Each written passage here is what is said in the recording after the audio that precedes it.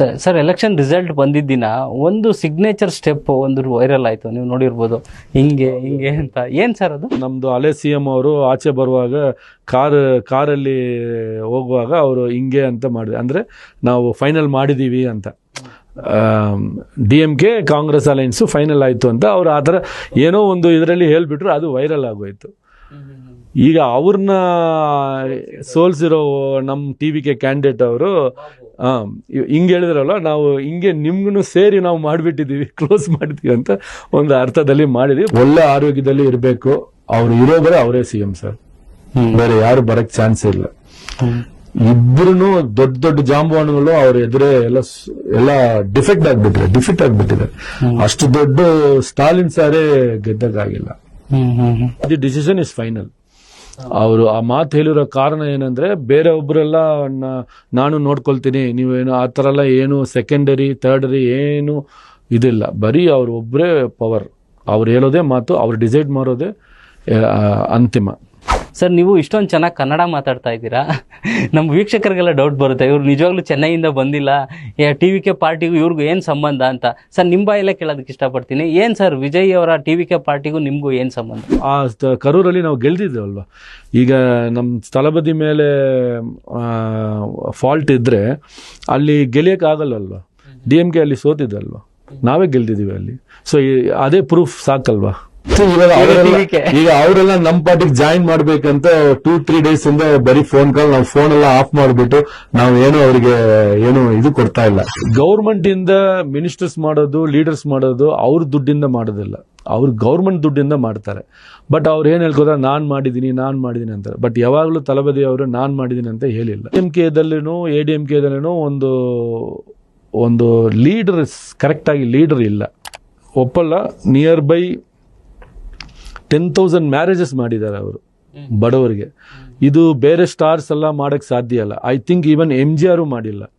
Day 1 ಇಂದ ಈಗ May 4th ವರೆಗೂ ಎಷ್ಟು ಕಷ್ಟ ಬೀಳದ್ದು, ಎಷ್ಟೋ ಟಾಸ್ಕ್ ಎಲ್ಲ ರಿಸ್ಕ್ ಎಲ್ಲ ತಗೊಂಡು ಬರೀ ಜನಕ್ಕೋಸ್ಕರ. ಬಸ್ ಸ್ಟ್ಯಾಂಡಲ್ಲಿ ಕೂಲಿ ಕೆಲಸ ಮಾಡೋರು ಇದ್ದಾರೆ ಪಕ್ಷದಲ್ಲಿ, ಎಲ್ಲರಿಗೂ ಚಾನ್ಸ್ ಕೊಟ್ಟಿದ್ದಾರೆ. ಬೇರೆ ಕಾರ್ಯಕರ್ತಗಳು ನಾವೆಲ್ಲ ಅಷ್ಟು ಕಷ್ಟ ಬೀಳ್ದು ಅವ್ರನ್ನ ನಾವು ಅವ್ರ CM ಆಗಬೇಕು, ಅವ್ರನ್ನ ಹೆಂಗಾದ್ರೂ ಆ ಸಿಂಹಾಸನದಲ್ಲಿ ಕೂತ್ಕೋಬೇಕು ಅಂತ ನಾವು ಎಷ್ಟೋ ಪ್ರಯತ್ನ ಮಾಡಿದ್ದೀವಿ, ಕಷ್ಟ ಬೀಳಿದ್ದೀವಿ, ನಾವು ಅದನ್ನ ಮಾಡಿ ತೋರಿಸಿದ್ದೀವಿ. ಸಾಮಾನ್ಯವಾಗಿ ತಮಿಳ್ನಾಡಲ್ಲಿ ಒಂದು ಸೂಪರ್ ಸ್ಟಾರ್ ಆಗಕ್ಕಾಗಲ್ಲ. ಎಷ್ಟೋ ಜಾಂಬವಾನ್ಗಳಿದ್ದಾರೆ, ರಜನಿಕಾಂತ್ ಇದ್ರು, ಕಮಲ್ ಹಾಸನ್ ಇದ್ದಾರೆ. ಈಗ ಆ ಟೈಮಲ್ಲಿ ಅವರಿಗೆ ಈಕ್ವಲ್ ಆಗಿ ಅಜಿತ್ ಕುಮಾರ್ ಅಂತ ಅವರು ಬಂದರು. ತುಂಬ ಕೋ ಆ್ಯಕ್ಟರ್ಸ್ ಎಷ್ಟೋ ಜನ ಇದ್ದರು. ಬಟ್ ಅವ್ರನ್ನ ಸ್ವಲ್ಪ top most highest salary person in India, second position. First Shahrukh Khan ಇದ್ದಾರೆ, ಸೆಕೆಂಡಲ್ಲಿ ನಮ್ಮ ತಳಬದಿನೇ ಇರೋದು, ಹೈಯೆಸ್ಟ್ ಟ್ಯಾಕ್ಸ್ ಪೇಯರ್. ನಮ್ಗೆ ತುಂಬಾ ಕಷ್ಟ ಕೊಟ್ರು, ಒಂದು ಮೀಟಿಂಗ್ ನಡೆಸಕ್ ಬಿಡ್ತಾ ಇಲ್ಲ, ಒಂದು ಕಾರಲ್ಲಿ ಒಂದು ಫ್ಲಾಗ್ ಇಟ್ಕೊಂಡು ಹೋಗಕ್ಕಾಗಲ್ಲ, ಎಷ್ಟು ಕಷ್ಟ ಕೊಟ್ಟಿದ್ದಾರೆ ಸರ್. ನಮಗೆ ಎದುರಿಸಿದ್ರು, ಪ್ರಾಣ ಇದು ಮಾಡಿದ್ರು, ತುಂಬಾ ಇದೆ ಸರ್. ನಾವು ಕಂಪ್ಲೇಂಟ್ ಹೋಗಿ ಕೊಡಕ್ ಹೋದ್ರೆ ಸ್ಟೇಷನ್ ಅಲ್ಲಿ ಕಂಪ್ಲೇಂಟ್ಸ್ ತಗೊಳ್ಳಲ್ಲ. ಪೊಲೀಸ್ ಅವರು ಗೌರ್ಮೆಂಟ್ ಅವ್ರದಂದ್ರೆ ಅವರು DMK ಗೌರ್ಮೆಂಟ್ ಇದ್ದಿದ್ದಲ್ವಾ, ಆತರ ಅವರು ಅದೇ ತರ ಮಾತಾಡ್ತಾರೆ. ಬಟ್ ನಮ್ ಕಾರ್ಯಕರ್ತರೆಲ್ಲ 20 years 25 years 30 years ಒಳಗಡೆನೆ ಇರ್ತಾರೆ. ಅವರೆಲ್ಲ 50 above. ಸರ್, ಅಷ್ಟು ಕೋಟಿ ಸಾಲ ಇದೆ ಸರ್. ಅದನ್ನ ಆಚೆ ಬರ್ಬೇಕಲ್ವಾ ಸರ್. ತಮಿಳ್ನಾಡಿನ ಟಾಪ್ ಮೋಸ್ಟ್ ಸ್ಟೇಟ್ ತಗೊಂಡ್ ಬರ್ಬೇಕಂದ್ರೆ ಅವ್ರದ್ದು ಆಂಬಿಷನ್ ಅದು. ಖಂಡಿತ ಮಾಡ್ತಾರೆ. ಬಟ್ ಈಗ ಪ್ರೆಸೆಂಟ್ ಸ್ಟೇಜ್ ಅಲ್ಲಿ ಅದನ್ನ ಯಾವ ಸ್ಟೇಟ್ ಅಲ್ಲಿ ಅಷ್ಟು ಸಾಲ ಇಲ್ಲ, ಸೆಂಟ್ರಲ್ ಗವರ್ಮೆಂಟ್ ಇಂದ ಸಪೋರ್ಟು ಇಲ್ಲ. ನಾವು ಮೋದಿ ಅವರು ಹೇಳಿದಾರಲ್ಲ ಸಪೋರ್ಟ್ ಕೊಡ್ತೀವಿ, ಅವ್ರು ಹೇಳ್ತಾನೆ ಇರ್ತಾರೆ ಸರ್. ಹೇಳಿರೋ ಮಾತು ಯಾವ್ದು ಮಾಡಿದ್ದಾರೆ ಅವ್ರು ಹೇಳ್ತಾನೆ ಇರ್ತಾರೆ, ಎಲ್ಲ ಹೇಳ್ತಾರೆ ಅವರು. ಏನ್ ಮಾಡಿದ್ರೂ ನಮ್ ತಳಬದಿ ಏನು ಒಂಚೂರು ಅವ್ರ ಬಗ್ಗೆ ತಲೆ ಕೆಡಿಸ್ಕೊಂಡಿಲ್ಲ. ಸಂಯುಕ್ತ ಕರ್ನಾಟಕ ವೀಕ್ಷಕರಿಗೆ ಸ್ವಾಗತ. ನಾನು ಕೃಷ್ಣ. ಇವತ್ತು ಒಂದು ಎಕ್ಸ್ಕ್ಲೂಸಿವ್ ಇಂಟರ್ವ್ಯೂ ಮಾಡೋದಕ್ಕೆ ನಾನು ಇಲ್ಲಿ ಕೂತಿದ್ದೀನಿ. ನಾನು ಮಾಡ್ತಾ ಇರೋ ಇಂಟರ್ವ್ಯೂಗೆ ಚೆನ್ನೈನಿಂದ TVK ಪಕ್ಷದ ಅನ್ವರ್ ಪಾಷಾ ಅವರು ಇಲ್ಲಿದ್ದಾರೆ. ನಾನು ಬಹಳಷ್ಟು ಸಾರಿ ಅವ್ರು ಎಷ್ಟೇ ಮೀಟಿಂಗ್ನಲ್ಲಿದ್ದರು, ಎಷ್ಟೇ ಮೀಟಿಂಗ್ಗಳು ಬ್ಯುಸಿಯಾಗಿದ್ರು, ಪದೇ ಫೋನ್ ಮಾಡಿ ನಮ್ಮ ಸ್ಟುಡಿಯೋಗೆ ಬರಲೇಬೇಕು ಅಂತ ಕೇಳ್ಕೊಂಡಾಗ ಅನ್ವರ್ ಪಾಷಾ ಅವರು ನಮ್ಮ ಕರೆಗೆ ಹೋಗೊಟ್ಟು ಬಂದಿದ್ದಾರೆ. Sir, welcome to the show sir. Welcome sir. Thank you sir. ಹೇಗಿದೆ ಸರ್? ಫುಲ್ ಕೂಲ್ ಆಗಿ ಖುಷಿಯಾಗಿದ್ದೀರಾ ಈಗ? ಹೌದು ಸರ್, ತುಂಬ ಸಂತೋಷ, ತುಂಬ ಖುಷಿ. ಒಂದು ಹಿಸ್ಟಾರಿಕಲ್ ರೆಕಾರ್ಡ್ ಮಾಡಿದ್ದೀವಿ. ಇಡೀ ಇಂಡಿಯಾದಲ್ಲಿ ಇರೋ ಸಿಯಾಸತ್ ಅಂದರೆ ಪೊಲಿಟಿಕಲ್ ರೆವಲ್ಯೂಷನ್ ಆಗಿದೆ. ಒಬ್ಬರು ಒಂದು ಕರಿಸ್ಮೆಟಿಕ್ ಹೀರೋ, ಒಂದು ಸೂಪರ್ ಸ್ಟಾರು, ಅದನ್ನೆಲ್ಲ ಬ್ರೇಕ್ ಮಾಡಿ ಈ ಪೊಲಿಟಿಕಲ್ ಇದರಲ್ಲಿ ತುಂಬ ಎಷ್ಟೋ ಇನ್ಸಲ್ಟ್ಸು, ಎಷ್ಟೋ ಕಷ್ಟ ಬೀಳ್ದು ಈ ಎರಡು ದೊಡ್ಡ ಪಾರ್ಟಿಗಳು DMK and ADMK and also BJP ಇವ್ರನ್ನೆಲ್ಲರನ್ನ 0 ಲೆವೆಲ್ಗೆ ಅವ್ರನ್ನ ಇದು ಮಾಡಿಬಿಟ್ಟು ಇವರು 144 ಫ್ಲೋರ್ ಟೆಸ್ಟಲ್ಲಿ ಗೆಲ್ದಿರೋದು ತುಂಬ ದೊಡ್ಡ ವಿಷಯ. ಪಾರ್ಟಿ ಸ್ಟಾರ್ಟ್ ಮಾಡಿ 2 ವರ್ಷದಲ್ಲಿ ಒಂದು ಯಾವುದೇ ಸ್ಟೇಟಲ್ಲಿ ಯಾವುದೇ ಪಾರ್ಟಿ ಈ ಥರ ಒಂದು ವಿಕ್ಟ್ರಿ ತೊಗೊಂಡಿಲ್ಲ. This is the first time and ತುಂಬ ಸಂತೋಷ ನಮಗೆ. ಸರ್, ತಮಿಳ್ನಾಡಲ್ಲಿ ವಿಕ್ಟರಿ ಬಾರಿಸಿರೋದು ಅಂದರೆ ವಿಜಯ್ ಅವರೇ. ಈಗ ಸರ್, ನೀವು TVK ಪಕ್ಷದಲ್ಲಿ ಈಗ ಅಷ್ಟೊಂದು ಬ್ಯುಸಿ ಇದ್ರೂ ಕೂಡ ಶೆಡ್ಯೂಲಲ್ಲಿ ನಮ್ಮ ಸ್ಟುಡಿಯೋಗೆ ಬಂದಿದ್ದೀರಾ. ಅದು ಚೆನ್ನೈನಿಂದ ನೇರವಾಗಿ ಬಂದು ನಮ್ಮ ಸ್ಟುಡಿಯೋಗೆ ಬಂದು ಕೂತಿದ್ದೀರಾ. ಅದಕ್ಕೆ ಧನ್ಯವಾದಗಳು sir, first of all. Sir, ಈಗ ತಮಿಳ್ನಾಡಲ್ಲಿ ವಿಜಯ್ ಅವರು ಗೆದ್ದರು ಅನ್ನೋದು ಎಲ್ರಿಗೂ ಗೊತ್ತು. ಹೇಗೆ ಗೆದ್ದರು, ಏನಾದರೂ ಸೂತ್ರ ಏನು, ಹೆಂಗೆ ಗೆದ್ದರು ಅನ್ನೋದು ಯಾರಿಗೂ ಗೊತ್ತಿಲ್ಲ. ಸೊ ನೀವು ವಿಜಯ್ ಅವ್ರ ಪಕ್ಕದಲ್ಲೇ ಇದ್ದು ರಾಜಕೀಯನ ನೋಡಿರೋದ್ರಿಂದ ಸರ್, TVK ವಿಜಯ್ 108 ಸ್ಥಾನ ಗೆದ್ದಿದ್ದು ಹೇಗೆ ಸರ್? ನನ್ನ ಮೊದಲನೇ ಪ್ರಶ್ನೆ ನಿಮಗೆ. ಸರ್, ಅದು it's not A simple task, ಏನೂ ಇಲ್ಲ. 2023 ತಲಪತಿ ಅವರು ಪಕ್ಷ ಸ್ಟಾರ್ಟ್ ಮಾಡಬೇಕು ಅಂತ ನೇಮ್ ರಿಜಿಸ್ಟರ್ ಮಾಡೋಕ್ಕೆ ಡೆಲ್ಲಿ ಹೋಗಿದ್ರು. ಆ ಡೇ 1 ಈಗ May 4 ಎಷ್ಟು ಕಷ್ಟ ಬೀಳಿದ್ದು, ಎಷ್ಟೋ ಟಾಸ್ಕ್ ಎಲ್ಲ ರಿಸ್ಕ್ ಎಲ್ಲ ತಗೊಂಡು ಬರೀ ಜನಕ್ಕೋಸ್ಕರ, ತಮಿಳ್ನಾಡು ಮಕ್ಕಳಿಗೋಸ್ಕರ ಅವರು ಏನೇನೋ ಮಾಡಿ ಏನಾದರೂ ಒಂದು ಒಳ್ಳೇದು ಮಾಡಬೇಕು ಅಂತ ಅವರು ಡೇ 1 ಅವ್ರು ಕಷ್ಟ ಬೀಳಿದು ಬಂದಿರೋದು. 23 ರಿಜಿಸ್ಟರ್ ಆದಮೇಲೆ 24 ಸ್ಟಾರ್ಟಿಂಗಲ್ಲಿ ಫ್ಲ್ಯಾಗ್ ಇಂಟ್ರಡ್ಯೂಸ್ ಮಾಡಿದರು. ಆಮೇಲೆ ಪಕ್ಷ ಹೆಸರು ಎಲ್ಲ ಬೈ ಡೇ ಒಂದೊಂದು ಎಲ್ಲ ಪ್ಲ್ಯಾನ್ ಮಾಡಿ ಕಾರ್ಯಕರ್ತರನ್ನ ಎಲ್ಲರನ್ನ ಅಪಾಯಿಂಟ್ ಮಾಡಿ ಎಲ್ಲ ಒಂದೊಂದು ವಿಷಯನೂ ಅವರು ನೋಡಿ ಮಾಡಿರೋದು. ಅವರಿಗೆ ತುಂಬ ಅನುಕೂಲ ಆಗಿ ಫ್ಯಾನ್ಸ್ ಕ್ಲಬ್ಬಿಂದ ಆನಂದ್ ಸರ್ ಅವರು ಜನರಲ್ ಸೆಕ್ರೆಟ್ರಿ ನಮ್ಮ ಪಕ್ಷದ, ಅವರು ಒಂದು ಆರ್ಮಿನ ಹೆಂಗೆ ಮೇಂಟೈನ್ ಮಾಡಬೇಕು, ಹೆಂಗೆ ರನ್ ಮಾಡಬೇಕು, ಆ ಥರ ಎಲ್ಲ ಫ್ಯಾನ್ಸನ್ನ ಆ ಫ್ಯಾನ್ಸ್ ಕ್ಲಬ್ಬಿಂದ ಹಂಗೆ ಅವರು ಪಾರ್ಟಿ ಕಾರ್ಯಕರ್ತಾಗ ಚೇಂಜ್ ಮಾಡಿದರು. ಎಲ್ಲರಿಗೂ ಒಳ್ಳೆ ಪೋಸ್ಟಿಂಗ್ ಕೊಟ್ಟರು. ಯಾರ್ಯಾರು ಕಷ್ಟ ಬೀಳ್ದಿರೋ ಎಲ್ಲರಿಗೂ ಪೋಸ್ಟಿಂಗ್ ಕೊಟ್ಟಿದ್ದಾರೆ. ನಮ್ಮ ಇದರಲ್ಲಿ ಶ್ರೀಮಂತರುಗಳು ಇದ್ದಾರೆ, ಬಡವರುಗಳು ಇದ್ದಾರೆ. ಈಗ ಎಕ್ಸಾಂಪಲ್ ನಿಮ್ಮ ಪೇಪರಲ್ಲಿ ನ್ಯೂಸಲ್ಲಿ ನೋಡ್ಬೋದು, ಅವರು ಡ್ರೈವರು, ಅವರು ಸಾರ್ ಡ್ರೈವರ್, ಪರ್ಸನಲ್ ಡ್ರೈವರ್ನ ಮಗನಿಗೆ MLA ಸೀಟ್ ಕೊಟ್ಟರು, ಅವ್ರು ಗೆಲ್ಲಿದ್ರು. ಈಗ ಅವ್ರ ಮಿನಿಸ್ಟ್ರಿಯಲ್ಲಿನೂ ಅವರಿಗೆ ಒಂದು ಇದಕ್ಕೆ ಚಾನ್ಸ್ ಕೊಟ್ಟಿದ್ದಾರೆ. ಅದನ್ನು ಬಿಟ್ಟು ಆಟೋ ಡ್ರೈವರ್ಸ್ ಇದ್ದಾರೆ, ಅವರೆಲ್ಲ ಜನರಲ್ ಸೆಕ್ರೆಟ್ರಿ ಮಾಡಿದ್ದಾರೆ. ಅವರೆಲ್ಲ ತುಂಬ ಕಷ್ಟ ಬೀಳ್ದು ಏನೇನೋ ಮಾಡಿ ಬಸ್ ಸ್ಟ್ಯಾಂಡಲ್ಲಿ ಕೂಲಿ ಕೆಲಸ ಮಾಡೋರು ಇದ್ದಾರೆ ಪಕ್ಷದಲ್ಲಿ. ಎಲ್ಲರಿಗೂ ಚಾನ್ಸ್ ಕೊಟ್ಟಿದ್ದಾರೆ. ಬೇರೆ ಪಾರ್ಟಿಯಲ್ಲಿ ಶ್ರೀಮಂತರು ಮಾತ್ರ ಇದು ಸಾಧ್ಯ ಅಂತ ಒಂದು ಇದನ್ನು ಬ್ರೇಕ್ ಮಾಡಿ ಒಂದು ಸಾಮಾನ್ಯ ಕಾರ್ಯಕರ್ತನೂ MLA ಆಗ್ಬೋದು ಅಂತ ಅವರು ಪ್ರೂಫ್ ಮಾಡಿದ್ದಾರೆ, ತೋರಿಸಿದ್ದಾರೆ. ಈಗ ಬೇರೆ ಸ್ಟೇಟ್ಸಲ್ಲಿ ಈಗ ಪವನ್ ಕಲ್ಯಾಣ್ ಸರ್ ಇದ್ದಾರೆ, ನಾರ್ತಲ್ಲಿ ಅಮಿತಾಬ್ ಬಚ್ಚನ್ ಇರ್ಬೋದು, ಜಯಭಾದ್ರಿ ಮೇಡಮ್ ಇರ್ಬೋದು, ಇಲ್ಲ ಬೇರೆ ಸಿನಿ ಆ್ಯಕ್ಟರ್ಸ್ ಇರ್ಬೋದು. ಅವ್ರ ಕಡೆಯಿಂದ ಇದು ಸಾಧ್ಯ ಆಗಿಲ್ಲ. ಅಲ್ಲ, ಸ್ಟಾರ್ಡಮ್ ಯಾವಾಗಲೂ ವರ್ಕೌಟ್ ಆಗಲ್ಲ, ಎಲೆಕ್ಷನ್ಗಳಲ್ಲಿ ವರ್ಕೌಟ್ ಆಗಲ್ಲ. ಅಲ್ಲ, ತಮಿಳ್ನಾಡಲ್ಲಿ ಹೇಳಬೇಕು ಅಂದರೆ ರಜನಿಕಾಂತ್ ಅವರ ಎಲೆಕ್ಷನ್ಗೆ ಬರಬೇಕಾಗಿತ್ತು, ಬರಲಿಲ್ಲ. ಕಮಲ್ ಹಾಸನ್ ಅವರು ಇದ್ದರು, ಅವ್ರು ಬಂದರೂ ಆಗಲಿಲ್ಲ. ಬಟ್ ವಿಜಯ್ ಅವ್ರದ್ದು ಪಾಲಿಟಿಕ್ಸ್ ಬೇರೆ ಥರನೇ ಇದೆ ಸರ್. ಅಂದ್ರೆ ವಿಜಯ್ ಅವರು ಒಂದು ಮ್ಯಾಜಿಕ್ ಮಾಡಿದ್ದು ಅಥವಾ ಕ್ರಾಂತಿನ ಸರ್? ಸರ್, ಅದು ಮ್ಯಾಜಿಕ್ ಅಂತ ಹೆಂಗೆ ಹೇಳೋಕ್ಕಾಗುತ್ತೆ ಸರ್? ಅವರು ಎಷ್ಟು ಕಷ್ಟ ಬೀಳ್ದಿದ್ದಾರೆ ಮಕ್ಕಳಿಗೋಸ್ಕರ. ಅವರು ತುಂಬ ಇದು ಮಾಡಿದ್ದಾರೆ ಸರ್. ಅದೆಲ್ಲ ನಾವು ಮ್ಯಾಜಿಕ್ ಅಂತ ಹೇಳೋಕ್ಕಾಗಿಲ್ಲ. It is an historical victory. ನಾವು ಅದನ್ನ ಏನು ನೋಡಿ, ವೆಸ್ಟ್ ಬೆಂಗಾಲಲ್ಲಿ ಮಮತಾ ಬ್ಯಾನರ್ಜಿ ಬರಬೇಕಾಯಿತು, ಅವರು ತುಂಬ ಏನೇನೋ ಪ್ಲ್ಯಾನ್ಸು, ಅಟ್ರಾಕ್ಟಿವ್ ಪ್ಲ್ಯಾನ್ಸು, ಪಾಲಿಸೀಸು ಏನೋ ತೊಗೊಂಡು ಬಂದರು. ಬಟ್ ನಾವು ಅದನ್ನು ಏನೂ ತೊಗೊಂಡು ಬರೋಕ್ಕಾಗಲಿಲ್ಲ, ಯಾಕೆಂದರೆ ನಮ್ಮ ಹತ್ರ ಗೌರ್ಮೆಂಟ್ ಇಲ್ಲ. ಈಗ ನಾವು ಫಾರ್ಮ್ ಮಾಡಿದ್ದೀವಿ, ಎಷ್ಟೋ ಅಟ್ರಾಕ್ಟಿವ್ ಸ್ಕೀಮ್ಸು, ಪಾಲಿಸೀಸ್ ಎಲ್ಲ ಹೇಳಿದ್ದೀವಿ, ಅದೆಲ್ಲ ನಾವು ತೊಗೊಂಡು ಬರ್ತೀವಿ. S sir. ಸರ್, ವಿಜಯ್ ಅವರು ಸಿ ಎಂ ಮೆಟ್ಲಿಗೆ ಹತ್ಬೇಕಾದ್ರೆ ಒಂದೊಂದು ಮೆಟ್ಲು ಕೂಡ ಕಷ್ಟಪಟ್ಟು ಹತ್ತಿರೋದೆ. ಆ ಕಷ್ಟಪಟ್ಟು ಹತ್ತಿರೋ ಮೆಟ್ಲುಗಳ ಸಂಪೂರ್ಣವಾದಂಥ ಮಾಹಿತಿನ ನಾನು ನಿಮ್ಮ ಹತ್ರ ತಗೊಳ್ತೀನಿ.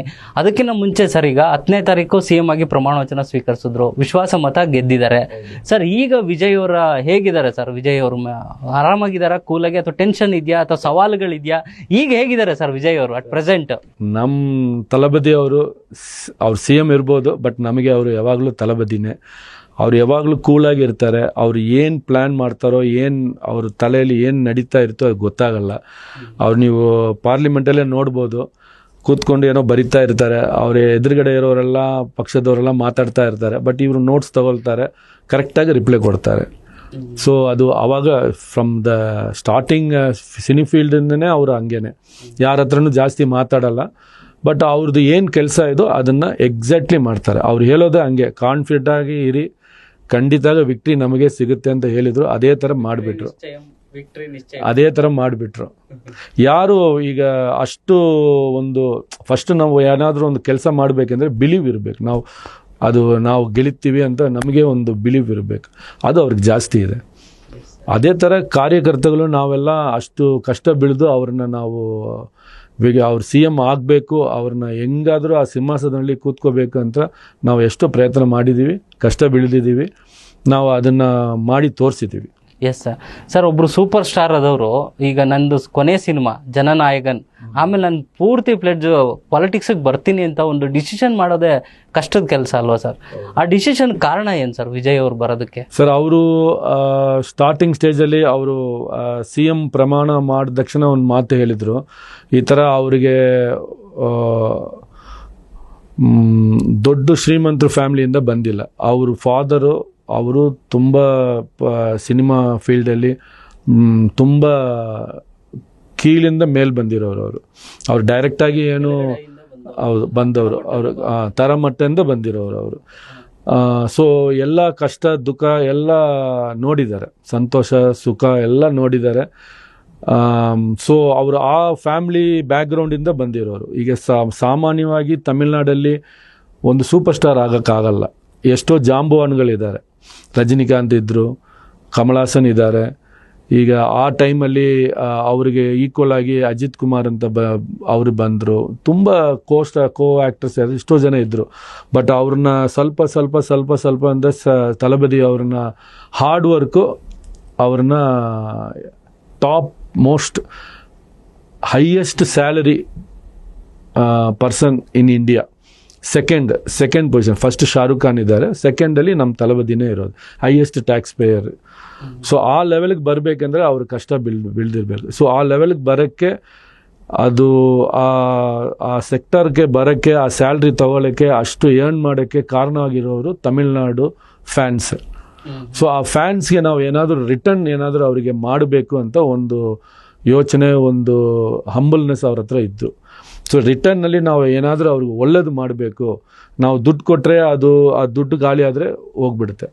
ಊಟ ಹಾಕಿದ್ರೆ ಊಟ ಫಿನಿಶ್ ಆದರೆ ಅದೂ ಇದಾಗ್ಬಿಡುತ್ತೆ. ಬಟ್ ಏನಾದರೂ ಒಂದು ಒಳ್ಳೆ ಕೆಲಸ ಅವರಿಗೆ ಮಾಡಿಕೊಟ್ಬಿಟ್ರೆ ಅದು ಅವರಿಗೆ ಜೀವನ ಒಂದು ಪೂರ್ತಿ ಆಗುತ್ತೆ ಅಂತ ಅವ್ರು ಅವಾಗ ಹೇಳ್ತಾಯಿದ್ರು ಎಲ್ಲ ಮೀಟಿಂಗಲ್ಲಿ. ಅದೇ ಥರ ಇವಾಗ ಅವರು ರಾಜಕೀಯಕ್ಕೆ ಬರೋದು ಕಾರಣವೂ ಅದೇನೆ. ಸಿನಿ ಫೀಲ್ಡಲ್ಲಿ ಇರುವಾಗಲೇ ನಿಯರ್ಲಿ 25 ಇಯರ್ಸ್ ಆಗಿ ಅವರು ಒಳ್ಳೆ ಕೆಲಸಗಳು ಮಕ್ಕಳಿಗೆಲ್ಲ ಮಾಡ್ಕೊಂಡು ಬರ್ತಾ ಇದ್ದಾರೆ. ಫಾರ್ ಎಕ್ಸಾಂಪಲ್, ಶ್ರೀಲಂಕಾದಲ್ಲಿ ತಮಿಳಿಯನ್ಸ್ಗೆ ಏನಾದರೂ ಒಂದು ಪ್ರಾಬ್ಲಮ್ ಇದ್ದರೆ ಇವರು ಫಸ್ಟಾಗಿ ಹೋಗಿ ಅಲ್ಲಿ ಹೋರಾಟದಲ್ಲಿ ಕೂತ್ಕೊಂಡು ಒಂದು ಹೋರಾಟ ಮಾಡೋದು. ಪ್ಲಸ್ ಅಲ್ಲಿ ಅಸೋಸಿಯೇಷನಲ್ಲಿ ಏನಾದರೂ ಪ್ರಾಬ್ಲಮ್ ಇದ್ದರೆ ಅವ್ರು ಬಂದು ಇದು ಮಾಡೋದು. ಫಿಷರ್ಮೆನ್ಸ್, ರಾಮೇಶ್ವರದಲ್ಲಿ ಏನಾದರೂ ಫಿಷರ್ಮೆನ್ಸ್ಗೆ ಶೂಟ್ ಮಾಡಿಬಿಡ್ತಾರೆ, ಇಲ್ಲಾಂದರೆ ಅರೆಸ್ಟ್ ಮಾಡಿಬಿಡ್ತಾರೆ. ಆ ಟೈಮಲ್ಲೆಲ್ಲ ಅವ್ರು ಬಂದು ಹೋಗಿ ಫಸ್ಟ್ ಅವರೇ ಬಂದು ಹೋರಾಟ ಮಾಡೋದು. ಸೊ ಈ ಥರ. ಆಮೇಲೆ ನೀವು ಒಪ್ಪಲ್ಲ, ನಿಯರ್ ಬೈ 10,000 ಮ್ಯಾರೇಜಸ್ ಮಾಡಿದ್ದಾರೆ ಅವರು ಬಡವರಿಗೆ. ಇದು ಬೇರೆ ಸ್ಟಾರ್ಸ್ ಎಲ್ಲ ಮಾಡೋಕ್ಕೆ ಸಾಧ್ಯ ಇಲ್ಲ. ಐ ಥಿಂಕ್ ಈವನ್ MGR ಮಾಡಿಲ್ಲ. MGRಗೆ, MG ರಾಮಚಂದ್ರನ್ ಸಾರ್ಗೆ 19 years ಎಕ್ಸ್ಪೀರಿಯನ್ಸ್ ಇತ್ತು. ಅವರು ಡಿ ಎಂ ಕೆ ಕ್ರಿಯೇಟ್ ಮಾಡೋ ಸ್ಟಾರ್ಟ್ಅಪ್ ಟೈಮಲ್ಲಿಂದ ಅವರು ಅದೇ ಪಾರ್ಟಿಯಲ್ಲಿ ಇದ್ದರು.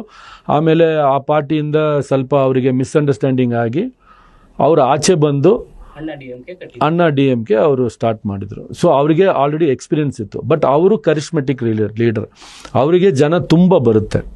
ಬಟ್ ಅವರು ತಗೊಂಡಿರೋ ಫಸ್ಟ್ ಎಲೆಕ್ಷನಲ್ಲಿ ಅವ್ರು ತಗೊಂಡಿರೋದು 31%.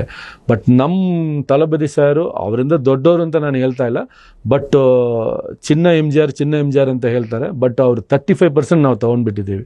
ಸೊ ಜನ ಸಂಖ್ಯೆ, ಜನ ಅಭಿಮಾನಿಗಳು ನಮಗೆ ಪರ್ಸೆಂಟೇಜ್ ಜಾಸ್ತಿ ವೋಟ್ ಹಾಕಿದ್ದಾರೆ. So I think it's a blockbuster. Cinema ಥರನೇ ರಾಜಕೀಯದಲ್ಲೂ ಅವರು ಪ್ರೂಫ್ ಮಾಡಿಬಿಟ್ಟಿದ್ದಾರೆ. ಸರ್, ಈಗ ತಳಪತಿ ವಿಜಯ್ ಅವರು ಸಿನಿಮಾದಲ್ಲಿ ಅವ್ರ ಫ್ಯಾನ್ಸ್ಗೋಸ್ಕರನೇ ರಾಜಕೀಯಕ್ಕೆ ಬಂದಿದ್ದು ಅಂತ ಹೇಳಿದ್ರಿ. ಫ್ಯಾನ್ಸ್ಗೋಸ್ಕರನೇ ಬಂದಿದ್ದು ಅಂತ. ಈಗ ಫ್ಯಾನ್ಸ್ಗಳಿಗೋಸ್ಕರನೇ ಏನಾದರೂ ಮಾಡಬೇಕು ಅನ್ನೋದು ಒಂದಿತ್ತು.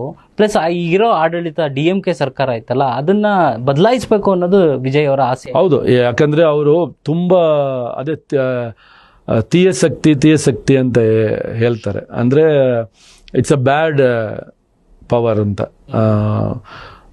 ಯಾಕಂದರೆ ಅವರು ತುಂಬ ಲ್ಯಾಂಡ್ ಸ್ಕ್ಯಾಮ್ಸ್ ಇರಲಿ, ಎಷ್ಟೆಷ್ಟು ಎಲ್ಲ ಹಣನ ಮೋಸ ಮಾಡಿ ಏನೇನೋ ಮಾಡಿ ಅವ್ರ ಮಿನಿಸ್ಟರ್ಸ್ ಎಲ್ಲ ಮಕ್ಕಳ ಹಣನ ತುಂಬ ಹಾಳು ಮಾಡಿಬಿಟ್ಟು ಈಗ 1 lakh crore ಸಾಲ ಇದೆ ತಮಿಳ್ನಾಡು ಗೌರ್ಮೆಂಟ್ಗೆ. ಈಗ ಅದರಿಂದ ಈಗ ನಮ್ಮ ತಳಬದಿ ಸಾರು ಫಸ್ಟ್ ಸ್ಪೀಚಲ್ಲೇ ಹೇಳಿದ್ದಾರೆ, ನನಗೆ ಸ್ವಲ್ಪ ಟೈಮ್ ಬೇಕು, ಅದನ್ನು ನಾವು ಇದು ಮಾಡಿ ರೆಡಿ ಮಾಡಿಬಿಟ್ಟು ನಾವು ಒಂದು ಅರಿಕೆ ಕೊಡ್ತೀವಿ, ಎಷ್ಟು ಸಾಲ ಇದೆ, ಎಷ್ಟು ಏನು ಮಾಡ್ಬೋದು ಇದೆಲ್ಲ ಒಂದು ಸ್ಟೇಟ್ಮೆಂಟ್ ಕೊಡ್ತೀನಿ ಅಂತ ಹೇಳಿದ್ದಾರೆ.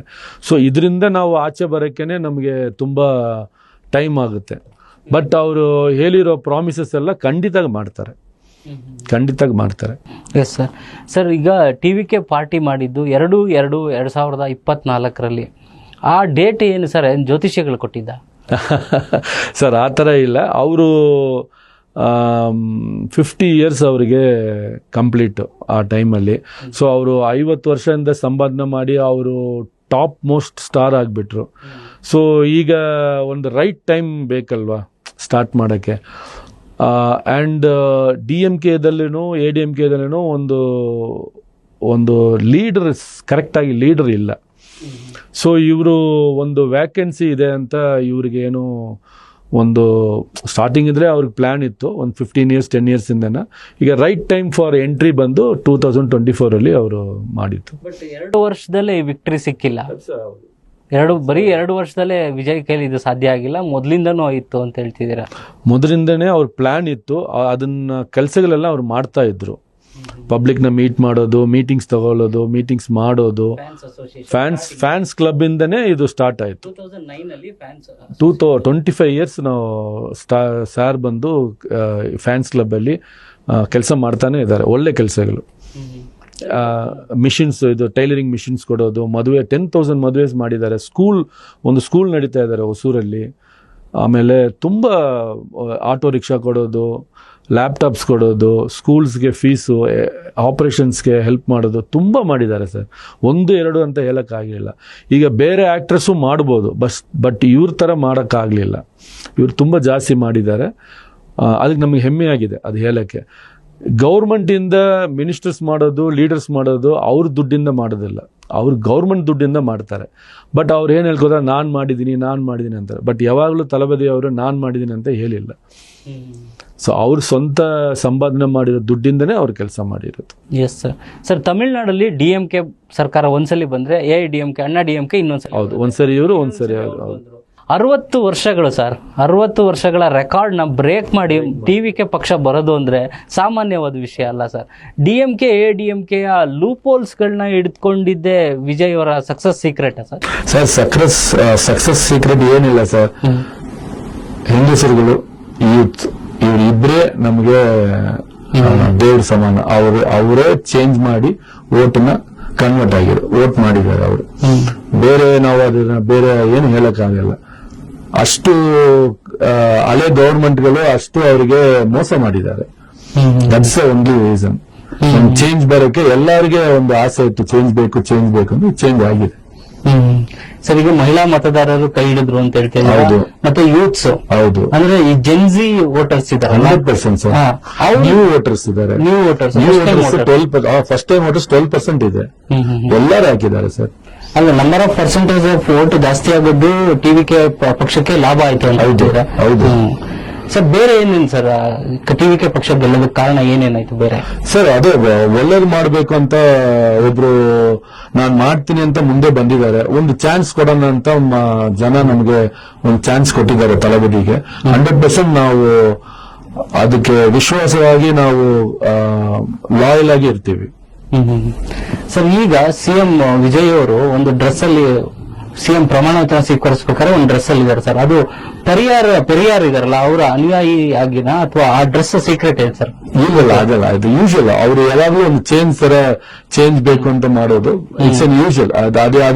ಅದು ನಿಮ್ದೇ ಏನು ಲಾಜಿಕ್ಸ್ ಏನು ಇಲ್ಲ. ಅದಕ್ಕೆ ಡಿಸೈನರ್ ಒಬ್ರು ಜಾಹೀರ್ ಅನ್ನೋರು ಡಿಸೈನ್ ಮಾಡಿದ್ದು ಅಂತ ಕೇಳಿದ್ವಿ. ಇರ್ಬೋದು ಸರ್, ಇರ್ಬೋದು. ಅವರು ಫಿಲಿಂ ಇಂಡಸ್ಟ್ರಿಯಿಂದ ಬಂದಿರೋದ್ರಿಂದ ಪ್ರತಿಯೊಂದು ಅವರು ಅಸಿಸ್ಟೆಂಟ್ಸ್ ಎಲ್ಲ ಇರ್ತಾರಲ್ವಾ, ಬಟ್ ಇದಕ್ಕೆ ಸಂಬಂಧ ಏನೇನು. ಆದ್ರೆ ಈಗ ಬ್ಲಾಕ್ ಕೋಟು ಬ್ಲಾಕ್ ಶರ್ಟ್ ಗೆ ಸಿಕ್ಕಾಪಟ್ಟೆ ಡಿಮ್ಯಾಂಡ್ ಬಂದು ಆನ್ಲೈನ್ ನಲ್ಲೆಲ್ಲ ಸರ್ಚ್ ಮಾಡ್ತಿದ್ದಾರೆ. 3999 ಗೆ ಸಿಗ್ತಾ ಇದೆ ಅಂತ ಗೊತ್ತಾಯ್ತು. ಇರ್ಬೋದು. ಟ್ರೆಂಡ್ ಸೆಟ್ಟರ್ ಅಲ್ವಾ ಸರ್? Trend setter. ರಾಜಕೀಯದಲ್ಲಿ ಟ್ರೆಂಡ್ ಸೆಟ್ ಮಾಡೋದು ಅಷ್ಟು ಈಸಿ ಅಲ್ಲ ಸರ್, ಸುಲಭವಾದ ಕೆಲಸ ಅಲ್ಲ. ಮತ್ತೆ ಈಗ ಅವರು politics first CM to wear coat suit in the Tamil Nadu history. Coat ಯಾರು ಹಾಕೇ ಇದ್ದಿಲ್ಲ ಸರ್, ಯಾರು ಹಾಕಿಲ್ಲ. ಸರಿ. ಸರ್, ಈಗ ಫ್ಯಾನ್ಸ್ ಅಸೋಸಿಯೇಷನ್ ಎಲ್ಲರೂ ಮಾಡ್ತಾರೆ. ಫ್ಯಾನ್ಸ್ ಗಳಿಗೆ ನೀವ್ ಹೇಳ್ದಂಗೆ ಹೆಲ್ಪ್ ಮಾಡೋದು, ದುಡ್ಡು ಕೊಡೋದು ಎಲ್ಲರೂ ಮಾಡ್ತಾರೆ. ಆದ್ರೆ ಪೊಲಿಟಿಕಲ್ ಗೆ ಅದು ಬಂದು ಪೊಲಿಟಿಕಲ್ ಅಲ್ಲಿ ಸಕ್ಸಸ್ ಆಗಿದ್ದು ಇಲ್ಲ. ವಿಜಯ್ ಅವ್ರಿಗೆ ಆ ಕಾನ್ಫಿಡೆನ್ಸ್ ಹೇಗೆ ಸರ್? ಸರ್, ಫ್ಯಾನ್ಸ್ ನಾವು ಪಕ್ಷ ಸ್ಟಾರ್ಟ್ ಮಾಡುವಾಗ ಆನ್ಲೈನ್ ಅಲ್ಲಿ ಮೆಂಬರ್ಶಿಪ್ ಇಂಟ್ರೊಡ್ಯೂಸ್ ಮಾಡಿದೀವಿ. ಮೆಂಬರ್ಶಿಪ್ ಆಗ್ಬೋದು ಅಂತ. ಬೇರೆ ಪಕ್ಷದವರಿಗೆಲ್ಲ ಮೆಂಬರ್ಶಿಪ್ ಹೆಂಗ್ ಮಾಡ್ತಾರೆ ಅಂದ್ರೆ, ಬರೀ ವೋಟರ್ ಐಡಿ ಇದ್ರೆ ಜೆರಾಕ್ಸ್ ತಗೊಂಡು ಹಂಗೆ ಅದನ್ನ ಫಿಲ್ಅಪ್ ಮಾಡಿ ಮಾಡ್ತಾರೆ. ಬಟ್ ನಾವು ಫಸ್ಟ್ ಟೈಮು ಆನ್ಲೈನ್ನಲ್ಲಿ ಇಂಟ್ರೊಡ್ಯೂಸ್ ಮಾಡಿದ್ದೀವಿ. ಅದರಲ್ಲಿ ನಾವು ಆಧಾರ್ ಕಾರ್ಡ್ನ ಅಟ್ಯಾಚ್ ಮಾಡಿಸ್ತೀವಿ. ಪ್ಲಸ್ ಒಂದು OTP ಹೋಗುತ್ತೆ, ಅವ್ರ ಮೊಬೈಲ್ ನಂಬರ್ಗೆ ಒಂದು OTP ಹೋಗುತ್ತೆ. ಆ ಮೊಬೈಲ್ ನಂಬರ್ನ ತಿರ್ಗಾ ನಾವು ಅಪ್ಲೈ ಮಾಡಿದ್ರೆ ಆ ಮೊಬೈಲ್ ನಂಬರ್ ವರ್ಕ್ ಆಗಲ್ಲ. ಹಳೆ ಇದನ್ನ ಯಾವ್ದು ರಿಜಿಸ್ಟರ್ ಆಗಿರುತ್ತೋ ಅವ್ರದ್ದೇ ತೋರಿಸುತ್ತೆ. So it is genuine. So ಒಬ್ಬರಿಂದ ಇನ್ನೊಬ್ಬರಿಗೆ ನಾವು ಮಾಡೋಕ್ಕಾಗಲ್ಲ. ಈಗ ನನ್ನ ಹೆಸರು ಇದ್ರೆ ನನ್ನ ಹೆಸರಲ್ಲಿ ಮೊಬೈಲ್ ನಂಬರ್ ಯಾವ್ದು ರಿಜಿಸ್ಟರ್ ಆಗಿರುತ್ತೋ ಆ್ಯಪಲ್ಲಿ ಅದೇ ಹೆಸರಲ್ಲಿ ನಂದು ಮಾತ್ರ ತೋರಿಸುತ್ತೆ. So genuinely we have 1.5 crores members. So ಅದನ್ನೇ ನಾವು ಲಾಜಿಕ್ ಆಗಿ ಇಟ್ಕೊಂಡು ನಮಗೆ ವೋಟ್ ಬಿಲ್ದಿರೋದು 1.5 crores ಹತ್ರನೇ ಬಿಲ್ದಿರೋದು. So that is simple. ನಮಗೆ ಮೆಂಬರ್ಶಿಪ್ ಅಷ್ಟಿತ್ತು, ವೋಟ್ಸು ಅಷ್ಟೇ ಬಿಲ್ತು. 6 crores. ಜೆನ್ಯೂನ್ ಇದ್ರೇನೆ ವೋಟ್ ಸಿಕ್ತು ನಮ್ಗೆ. ಈಗ ವಾಲಂಟಿಯರ್ ಆಗಿ ಆಪ್ ಓಪನ್ ಮಾಡಿ, ಇಂಟರ್ನೆಟ್ ಅಲ್ಲಿ ಹೋಗಿ, ಗೂಗಲ್ ಅಲ್ಲಿ ಹೋಗಿ ಆಪ್ ಓಪನ್ ಮಾಡಿ, ಆಧಾರ್ ಕಾರ್ಡ್ ಹಾಕಿ, ವೋಟರ್ ಐಡಿ ಹಾಕಿ, OTP ತಗೊಂಡು ತಿರ್ಗ ಫೋಟೋ ಅಪ್ಲೋಡ್ ಮಾಡಿ ಆಮೇಲೆನೆ ಮೆಂಬರ್ಶಿಪ್ ಐಡಿ ಜನರೇಟ್ ಆಗುತ್ತೆ. ಇಷ್ಟು ಪ್ರಾಸೆಸ್ ಎಲ್ಲ ಮಾಡಿನೇ ಜನರೇಟ್ ಮಾಡೋಕ್ಕಾಗುತ್ತೆ. ಬೇರೆ ಪಾರ್ಟಿಯವರು ಹಂಗೆ ಜೆರಾಕ್ಸ್ ತಗೊಳ್ತಾರೆ, ಅವ್ರ ಹೆಸರು ಬರೀತಾರೆ, ಒಂದು ಕಾರ್ಡಲ್ಲಿ ಆಲ್ರೆಡಿ ಪ್ರಿಂಟ್ ಆಗಿರುತ್ತೆ, ಅದರಲ್ಲಿ ಅವರು ಜನರಲ್ ಸೆಕ್ರೆಟರಿ ಸೈನ್ ಇರುತ್ತೆ, ಅದರಲ್ಲಿ ಬರೀ ಪೆನ್ನಲ್ಲಿ ಬರೆದ್ಬಿಟ್ಟು ತಗೋ ನಿಂದು ಮೆಂಬರ್ ಕಾರ್ಡು, ಇದು ಮೆಂಬರ್ ಹಂಗೆ ಕೊಟ್ಬಿಡ್ತಾರೆ. ನಮ್ದ್ರಲ್ಲಿ ಹಂಗೆಲ್ಲ ಯಾರು ಏನು ಕ್ಯಾರಿ ಮಾಡಲ್ಲ, ಬರೀ ಮೊಬೈಲಲ್ಲೇ ತೋರಿಸೋದು membership card. So genuine. Sir, TVK party ನೀವು ಇಷ್ಟೊಂದು ಗ್ರೌಂಡ್ ವರ್ಕ್ ಮಾಡ್ಬೇಕಾದ್ರೆ DMK ADMK ಅವರು ಯಾಕೆ ಇದನ್ನ ಅಷ್ಟೊಂದು ಸೀರಿಯಸ್ ಆಗಿ ತಗೊಳ್ಳಿಲ್ವಾ ಅಂತ? ನಮ್ಗೆ ತುಂಬಾ ಕಷ್ಟ ಕೊಟ್ರು. ಒಂದು ಮೀಟಿಂಗ್ ನಡ್ಸಕ್ ಬಿಡ್ತಾ ಇಲ್ಲ, ಒಂದು ಕಾರಲ್ಲಿ ಒಂದು ಫ್ಲಾಗ್ ಇಟ್ಕೊಂಡು ಹೋಗಕ್ಕಾಗಲ್ಲ, ಎಷ್ಟು ಕಷ್ಟ ಕೊಟ್ಟಿದ್ದಾರೆ ಸರ್. ಇವಾಗ ಏನಾಗಿದೆ ಸರ್ ಈಗ ಅವರೆಲ್ಲ ನಮ್ ಪಾರ್ಟಿಗೆ ಜಾಯಿನ್ ಮಾಡ್ಬೇಕಂತ 2-3 days ಇಂದ ಬರೀ ಫೋನ್ ಕಾಲ್, ನಾವು ಫೋನ್ ಎಲ್ಲ ಆಫ್ ಮಾಡ್ಬಿಟ್ಟು ನಾವು ಏನು ಅವ್ರಿಗೆ ಏನು ಇದು ಕೊಡ್ತಾ ಇಲ್ಲ. ಹೌದಾ? DMK ಈಗ ನೀವು ನೋಡಿರ್ತೀರಲ್ವಾ, ಈಗ ನಮ್ಗೆ ಫ್ಲೋರ್ ಟೆಸ್ಟ್ ಅಲ್ಲಿ 144 ಬಂದಿದೆ. ಅದ್ ಕಾರಣನೇ DMK ಬ್ರೇಕ್ ಆಗೋಯ್ತಲ್ವಾ, ಎರಡು ಭಾಗ ಆಗಿ ಬ್ರೇಕ್ ಆಗಿ ಅವರೆಲ್ಲ ಹಂಗೆ ಸ್ಪ್ಲಿಟ್ ಆಗ್ಬಿಟ್ರು. ಸೊ ಐ ಥಿಂಕ್ ಮೋಸ್ಟ್ಲಿ ಅವರು ಈಗ ಕೇಸ್ ಹಾಕ್ತೀನಿ ಅಂತ EPS ಅವರು ಹೇಳಿದ್ದಾರೆ. ಮೋಸ್ಟ್ಲಿ ಕೇಸ್ ಅಪ್ಲೈ ಆದ್ರೆ ಅವರೆಲ್ಲ ರಿಸೈನ್ ಮಾಡಿಬಿಟ್ಟು ತಿರ್ಗಾ ನಮ್ ಪಕ್ಷದಲ್ಲೋ ಇಲ್ಲ ಅವ್ರು ಯಾವ್ದಾದ್ರು ಒಂದು ಹೊಸ ಪಕ್ಷ ಸ್ಟಾರ್ಟ್ ಮಾಡಿ ಅದರಲ್ಲಿ ಗೆಳಿದು ಬರಬೇಕು. ಅದು ಸಾಧ್ಯನಾ ಇಲ್ಲ ಅಂತ ಗೊತ್ತಿಲ್ಲ. ಸೊ ಕಮಿಂಗ್ ಡೇಸ್ ಅಲ್ಲಿ ಗೊತ್ತಾಗುತ್ತೆ. But we are safe. ಹೌದು ಸರ್, 144 ನಂಬರ್ ಹೇಳುತ್ತೆ ಸೇಫ್. ಈಗ ಸದ್ಯಕ್ಕಂತೂ ಸೇಫ್ ಇದ್ದಾರೆ ವಿಜಯ್ ಅವರು ಅಂತ. ಸರ್, ಈಗ ಟಿವಿಕೆ ಪಾರ್ಟಿಗೆ ಕಾರ್ಯಕರ್ತರಿಗೆಲ್ಲ ಕಷ್ಟ ಕೊಟ್ರು ಅಂತ ಹೇಳಿದ್ರಿ, ಹೇಗಿತ್ತು ಸರ್ ಆ ಸವಾಲ್ಗಳನ್ನ ಎದುರಿಸೋದಕ್ಕೆ ನೀವು? ಸರ್, ನಮ್ಗೆ ಎದುರಿಸಿದ್ರು, ಪ್ರಾಣ ಇದು ಮಾಡಿದ್ರು, ತುಂಬಾ ಇದೆ ಸರ್. ನಾವು ಕಂಪ್ಲೇಂಟ್ ಹೋಗಿ ಕೊಡಕ್ ಹೋದ್ರೆ ಸ್ಟೇಷನ್ ಅಲ್ಲಿ ಕಂಪ್ಲೇಂಟ್ಸ್ ತಗೊಳ್ಳಲ್ಲ. ಪೊಲೀಸ್ ಅವರು ಗೌರ್ಮೆಂಟ್ ಅವ್ರದಂದ್ರೆ ಅವರು ಗೌರ್ಮೆಂಟ್ ಇದ್ದಿದ್ದಲ್ಲ, ಆತರ ಅವರು ಅದೇ ತರ ಮಾತಾಡ್ತಾರೆ. ಬಟ್ ನಮ್ ಕಾರ್ಯಕರ್ತರೆಲ್ಲ 20 years 25 years 30 years ಒಳಗಡೆನೆ ಇರ್ತಾರೆ. ಅವರೆಲ್ಲ 50 above ಹಳೆ ಜಾಂಬುವನ್ಗಳು ಎಲ್ಲಾರು. ಅವರು ಏನಪ್ಪಾ ನೀನು ಚಿಕ್ಕ ಹುಡುಗ, ನಿನ್ಗೇನ್ ಗೊತ್ತು ಅಂತ ಹೇಳ್ಬಿಟ್ರೆ ಈಗ ಅವ್ರದ್ದು ಕಚ್ಚಿನೇ ಹೋಗೋಯ್ತು, ಅವ್ರ ಪಾರ್ಟಿನೇ ಹೋಯ್ತು.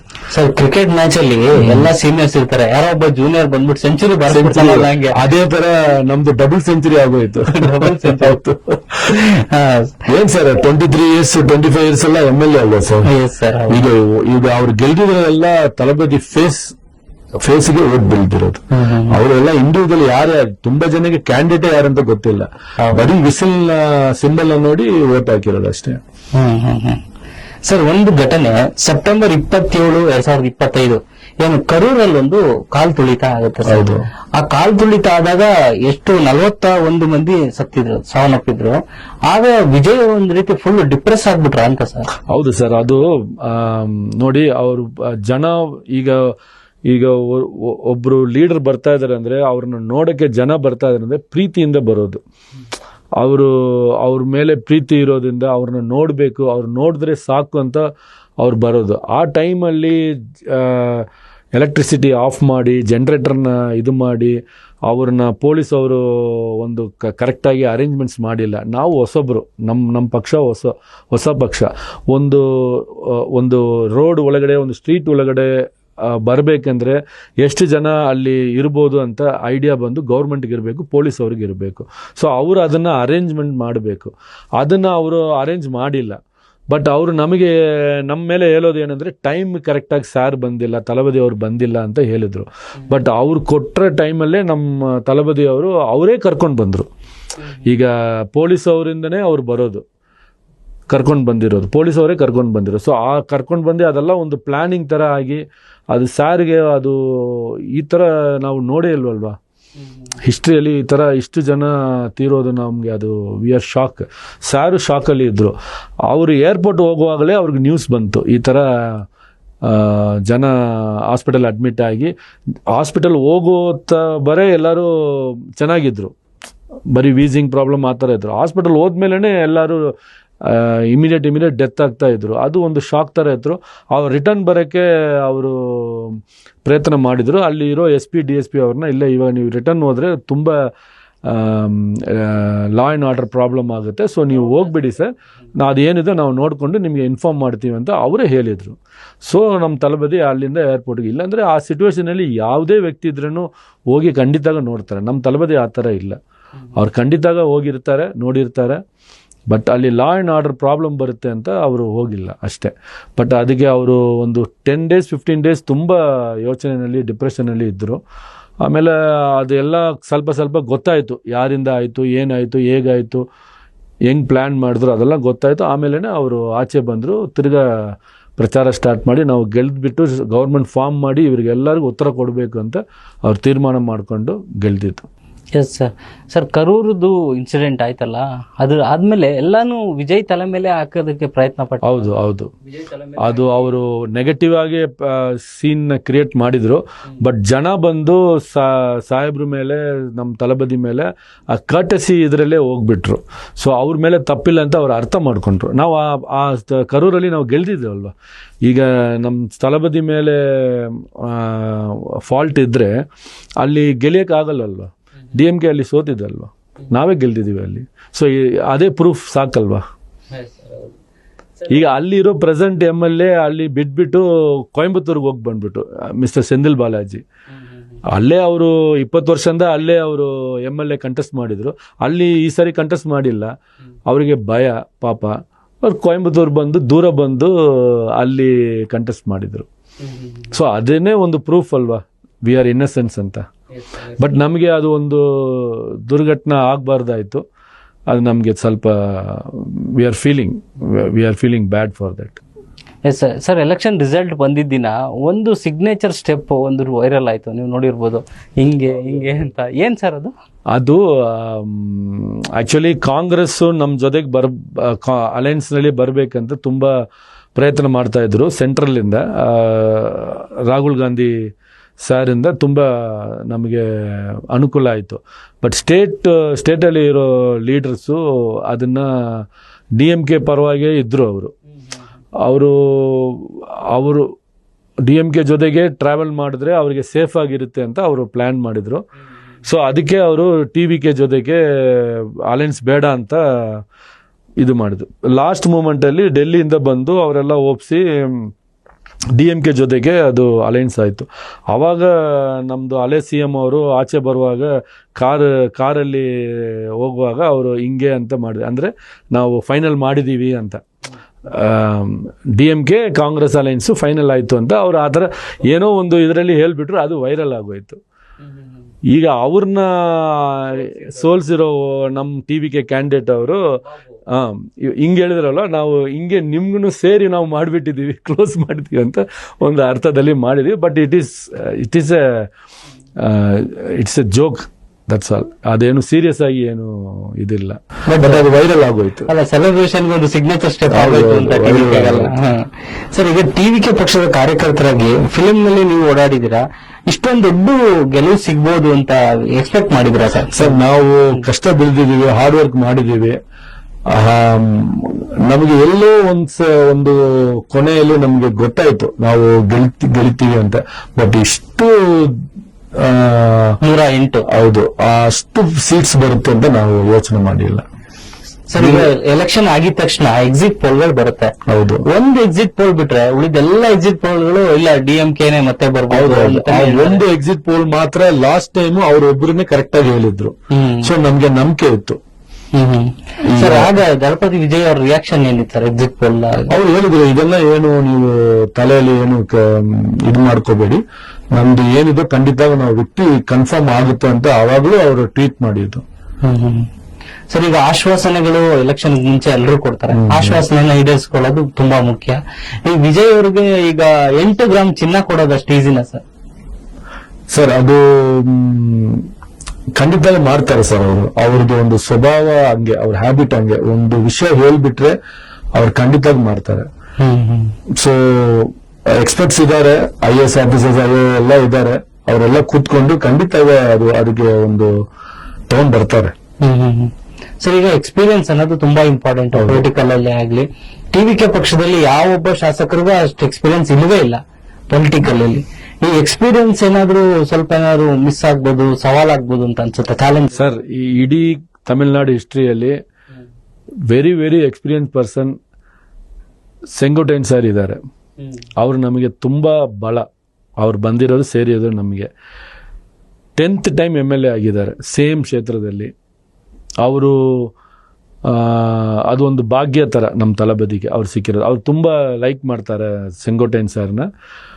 ಹಿ was ex minister in ADMK. MGR ಜೊತೆಯಿಂದನೇ ಅವ್ರು ಟ್ರಾವೆಲ್ ಮಾಡ್ಕೊಂಡು ಬರ್ತಾ ಇದ್ದಾರೆ.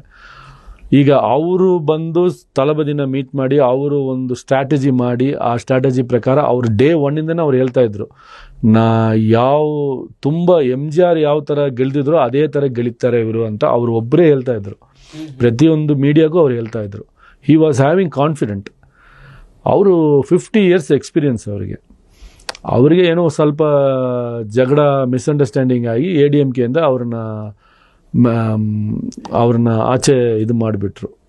ಅವರು ಏನು ಯೋಚನೆ ಮಾಡಿಲ್ಲ. ಬಟ್ ಅವರಿಗೆ ಗವರ್ನರ್ ಪೋಸ್ಟಿಂಗ್ಗೆ BJP ಅವರು ಆಫರ್ ಕೊಟ್ಟರು. But ಸೆಂಗೋಟೈನ್ sir was very loyal to the Tamil Nadu public. He never went there. ಅದನ್ನು ಆಫರ್ನ ರಿಜೆಕ್ಟ್ ಮಾಡಿಬಿಟ್ರು. TVKಯಲ್ಲಿ ಜಾಯಿನ್ ಮಾಡಿದರು. ಅವ್ರು ಜಾಯಿನ್ ಮಾಡಿ ಅವರು ಆ ಡಿಸ್ಟ್ರಿಕ್ಸಲ್ಲಿ ಎಷ್ಟೋ ಹಾರ್ಡ್ ವರ್ಕ್ ಮಾಡಿ ಈಗ ಅವ್ರನ್ನ ಇಷ್ಟು ನಮಗೆ ಸೀಟ್ಸ್ ಬಂದಿದ್ದಾರೆ ಅಂದರೆ ಅವರು ಒಂದು ದೊಡ್ಡ reason. Is A very experience leader. So ಆ ಎಕ್ಸ್ಪೀರಿಯನ್ಸು ವಿಜಯ್ ಅವ್ರಿಗೆ ಹೆಲ್ಪ್ ಆಗುತ್ತೆ ಪೊಲಿಟಿಕಲಲ್ಲಿ. ಈಗ ಯಾವುದೇ ಸವಾಲುಗಳು ಅಥವಾ ಚಾಲೆಂಜಸ್ಗಳು ಅಸೆಂಬ್ಲಿ ಒಳಗಡೆ ಆಗಲಿ ಹೊರಗಡೆ ಆಗಲಿ ಅದೇ ಅವ್ರು ಹೆಲ್ಪ್ ಮಾಡ್ತಾರೆ ಅಂತ ಹೇಳ್ತೀವಿ. ಖಂಡಿತ ಸರ್, ಅವ್ರು ಡೈರೆಕ್ಷನ್ಸ್ ಕೊಡ್ತಾರೆ, ಅವ್ರನ್ನ ಗೈಡ್ ಮಾಡ್ತಾರೆ. ಈವನ್ ಜಯಲಲಿತಾ ಮೇಡಮ್ಗೆ ಅವ್ರು ಗೈಡ್ ಮಾಡಿರೋರು. MGR ಪೀರಿಯಡ್ MGRಗೂ ಅವ್ರು ಗೈಡ್ ಮಾಡಿದ್ದಾರೆ. ಆ ಟೈಮಿಂದ ಅವ್ರು ಸಾಥ್ ಕೊಟ್ಟು ಬಂದಿದ್ರು. ಈಗ ತಳಬದಿಗೂ ಅವ್ರ ಜೊತೆಯಲ್ಲಿ ಇರೋದು ತುಂಬ ದೊಡ್ಡ ಬಲ ಅದು. ಸೊ ಅವರ ಗೈಡೆನ್ಸ್ ಇದೆ, ಸಲಹೆ ಇದೆ ಅಂತ ಹೇಳ್ತಿದ್ದೀರಾ. ವಿಜಯ್ ಅವರು 10ನೇ ತಾರೀಕು ಸರ್ ಪ್ರಮಾಣ ವಚನ ಸ್ವೀಕರಿಸಿದ್ಮೇಲೆ ನಮ್ಮಲ್ಲಿ ಇರೋದು ಒಂದೇ ಪವರ್ ಸೆಂಟರ್, ಬೇರೆ ಪವರ್ ಸೆಂಟರ್ ಇಲ್ಲ ಅಂತ ಹೇಳಿದ್ರು. ಸೊ TVK ಸರ್ಕಾರದಲ್ಲಿ ಈಗ ಒಂದೇ ಪವರ್ ಸೆಂಟರ್ ಇದೆಯಾ ಅಥವಾ ಬೇರೆ ಪವರ್ ಸೆಂಟರ್? ಇಲ್ಲ ಸರ್, ಅವ್ರ ತಳಬದಿ ಡಿಸಿಷನ್ ಇಸ್ ಫೈನಲ್. ಅವರು ಆ ಮಾತು ಹೇಳಿರೋ ಕಾರಣ ಏನಂದ್ರೆ, ಬೇರೆ ಒಬ್ಬರೆಲ್ಲ ನಾನು ನೋಡ್ಕೊಳ್ತೀನಿ, ನೀವೇನು ಆ ಥರ ಎಲ್ಲ ಏನು ಸೆಕೆಂಡರಿ ಥರ್ಡರಿ ಏನು ಇದಿಲ್ಲ, ಬರೀ ಅವ್ರು ಒಬ್ಬರೇ ಪವರ್. ಅವ್ರು ಹೇಳೋದೇ ಮಾತು, ಅವ್ರು ಡಿಸೈಡ್ ಮಾಡೋದೇ ಅಂತಿಮ. ಸರ್ ಈಗ ಪೂರ್ತಿ ಮೆಜಾರಿಟಿ ಬಂದಿರೋ ಗೌರ್ಮೆಂಟ್ಗಾದರೆ ನೀವು ಹೇಳಿದ್ದ ಮಾತನ್ನು ಒಪ್ಕೋಬೋದು ಸರ್. ಈಗ 107 ಬಂದಿರೋದು, ಉಳಿದಿದ್ದು ಪಕ್ಷಗಳದ್ದು ಮಾತು ಕೇಳಬೇಕು.